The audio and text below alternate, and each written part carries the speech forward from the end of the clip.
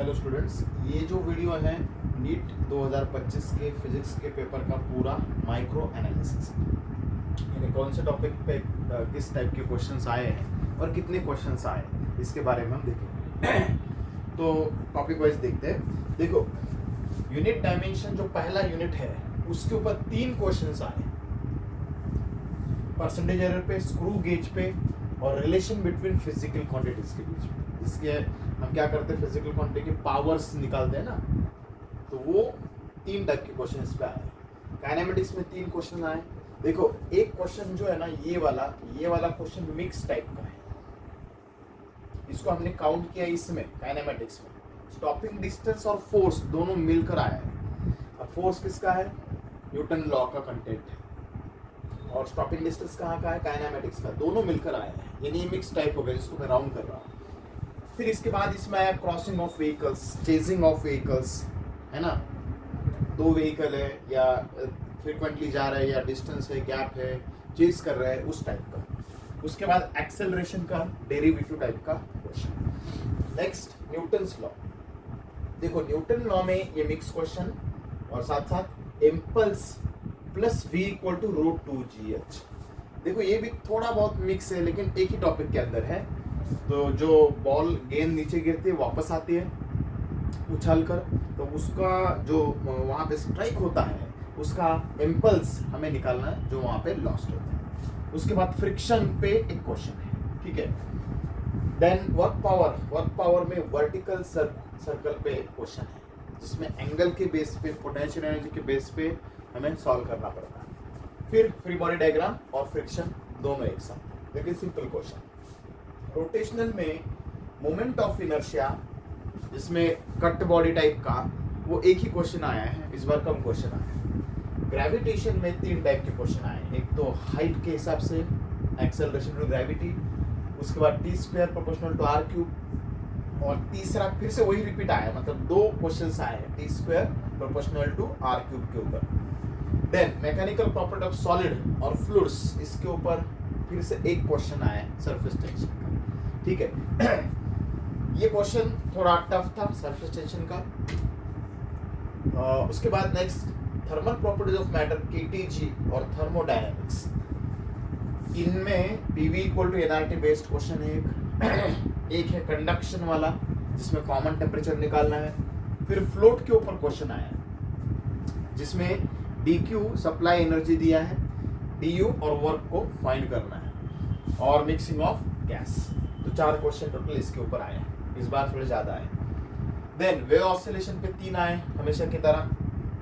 इसमें open close pipe का question है, ठीक है, ये PYQ से क्वेश्चन है। उसके बाद स्प्रिंग मास सिस्टम का क्वेश्चन है, और इसमें एडिशनल क्या दिया है कि स्प्रिंग है, उसके ऊपर बैग है, और बैग का मास लीक हो रहा है। तो हम इससे कंपेयर कर सकते हैं कि मास कम हो रहा है तो टाइम पीरियड के बाद में क्या होता है, कि ये तो फिक्स रहेगा ना, तो मास लीक होता है तो टाइम भी कम होता है, ठीक है। और m इक्वल टू ω² x ये रहता है, ठीक है। उसके बाद स्प्रिंग और वेलोसिटी का क्वेश्चन है। देन इलेक्ट्रोस्टैटिक्स पे 4 क्वेश्चन आए, हमेशा की तरह 3-4 आते हैं उसमें। पहला वाला जो है वो 2 स्फीयर्स है, उसके बीच में फोर्स दिया है, ये निकालना है। फिर तीसरा स्फीयर लेना है, एक को टच करना है, तो उससे चार्ज शेयरिंग हो जाती है। तो शेयरिंग के बाद जो चार्ज आते हैं, उसके हिसाब से फोर्स निकालना है। फिर पोटेंशियल एनर्जी ऑफ डायपोल, जब डायपोल घूमता है फील्ड के अंदर, तब उसकी एनर्जी कितनी चेंज होती है, वो वाला क्वेश्चन है। कैपेसिटर का क्वेश्चन है, सर्कुलर कैपेसिटर का, और स्लैब इन कैपेसिटर। मतलब इसमें क्या होता है कि 2 प्लेट्स के बीच में हम स्लैब रखते हैं, तो स्लैब का कैलकुलेशन है, शॉर्टकट ट्रिक्स रहते हैं। करंट, देखो करंट पे 4 क्वेश्चन आए हैं।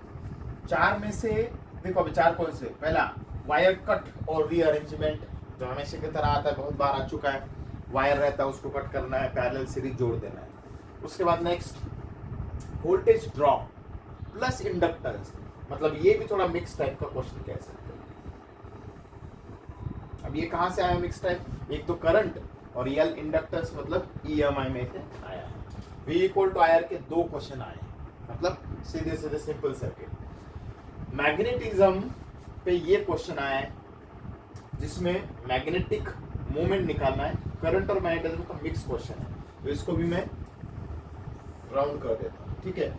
उसके बाद दूसरा क्वेश्चन आया वेलोसिटी सेलेक्टर का simple question, velocity equal to E upon B रहता है, उस टाइप का क्वेश्चन। ईएमआई एसी पे एलसीआर सर्किट का क्वेश्चन है जिसमें फेजर डायग्राम निकालनी है। इलेक्ट्रोमैग्नेटिक वेव्स में हमेशा की तरह E equal to B C पे क्वेश्चन आया है। लास्ट टाइम तो सिंपल कैलकुलेशन का था, इस बार क्या करना है, पहले बी निकालना है, फिर इक्वेशन में पुट करना है और इक्वेशन लिखना है। उसके बाद ऑप्टिक्स पे 4 क्वेश्चन आए हैं, एक मैलस लॉ डायरेक्ट क्वेश्चन है ये।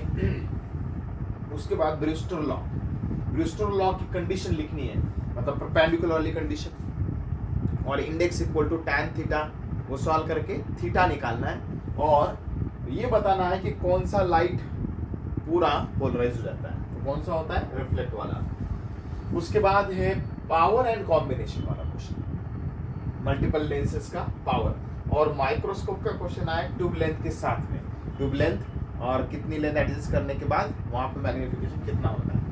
Then dual nature of light में ज्यादा क्वेश्चन आए, 3 क्वेश्चन आए, एक फोटोन और इलेक्ट्रॉन पे लैम्बडा निकालना है, ठीक है। लेकिन ये क्वेश्चन डीएनएल मेथड से करने से अच्छा आप डायरेक्ट डायमेंशन से कर सकते हैं। देखो मतलब इसको सॉल्व करने की जरूरत नहीं, सिर्फ आप चेक करो तो डायमेंशन पता चलेंगे आपको, तो डायमेंशन से तुरंत हो जाता है ये। उसके बाद सेकंड क्वेश्चन है डी ब्रॉगली और सेकंड बोहर, हाँ ये भी मिक्स कर सकते हैं। ये किस टॉपिक का मिक्स है, ड्यूअल नेचर ऑफ लाइट और एटम का मिक्स है। फिर इंटेंसिटी का आया है, ठीक है, तो ये टाइप के क्वेश्चन। फिर एटम न्यूक्लियर में बोहर मॉडल का क्वेश्चन है प्लस मोमेंट, देखो ये भी मिक्स है। बोहर मॉडल प्योरली कहाँ से आता है, एटम से, और मोमेंट मैग्नेटिक से आता है, तो ये दोनों मिक्स करके क्वेश्चन। उसके बाद रेडियस एंड वेलोसिटी, ये तो डायरेक्ट क्वेश्चन। सेमीकंडक्टर में फॉरवर्ड बायस, रिवर्स बायस और ई इंस्टेंटेनियस निकालना है, ठीक है, और लॉजिक है, ये हमेशा की तरह है। तो टोटल अगर आप देखें तो इसमें हम कह सकते हैं कि ये देखो ये एक मिक्स क्वेश्चन है, ठीक है। तो ओवरऑल इसमें 1 2 3 4 5 6 मिक्स टाइप के क्वेश्चन, और बाकी टॉपिक वाइज इस तरह से क्वेश्चन आए हैं, ठीक है।